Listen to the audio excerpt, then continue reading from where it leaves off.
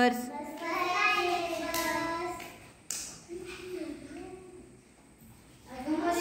थांबा थांबा, हे काय करताय तुम्ही?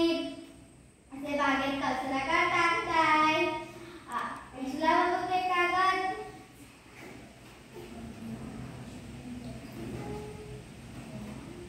सॉरी मॅडम, आम्ही असं करणार नाही. आमचा कागद बागेत ठेवू, घरी गेल्यावर डब्यात टाकू. ठीक आहे मग. Bye bye madam. बाय. चल आपण बागेत फिरायला जाऊ. हो हो.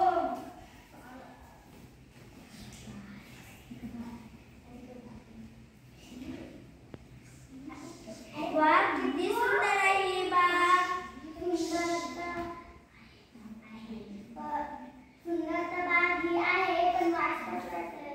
अगं तिकडे बघ, त्या गेट जवळ किती मोठा कचऱ्याचा ढीग लागला आहे. अगं हो ना, पण कोण केला तरी? अगं आपणच तर केला, दुसरा कोणी? घरातला ओला सुका कचरा आपण एका कॅरी बॅग मध्ये भरतो आणि देतो डब्याच्या कचऱ्यात टाकून. आणि हाच कचरा इथे येऊन पडतो बघ, आणि गाई गुरे खाऊन मरतात. अरे बाप रे.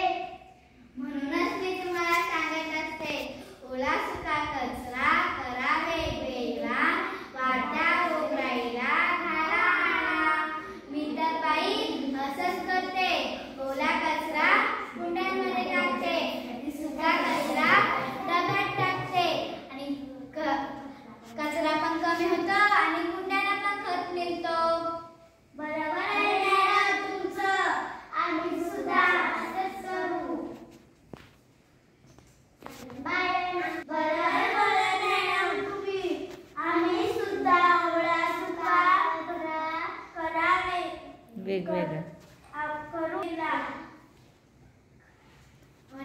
आनंद होईल.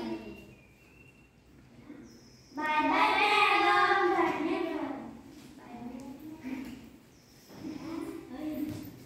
काय रे रामा, खाणार का तंबाखू? नको रे रामा, बागेत फिरून ये. काय रे रामा, खाणार का तंबाखू? नको रे बाबा. काय रे बाबू, खाणार का तंबाखू? नको रे बाबा. मग मी एकटाच खातो.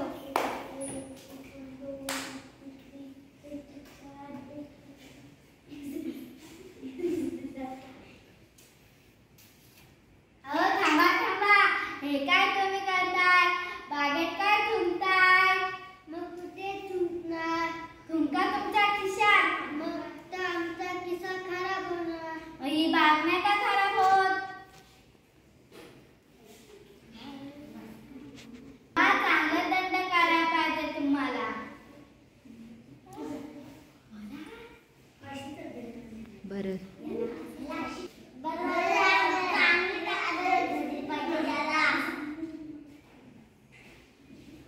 सॉरी मॅडम, आता मी कधी थुंकणार नाही.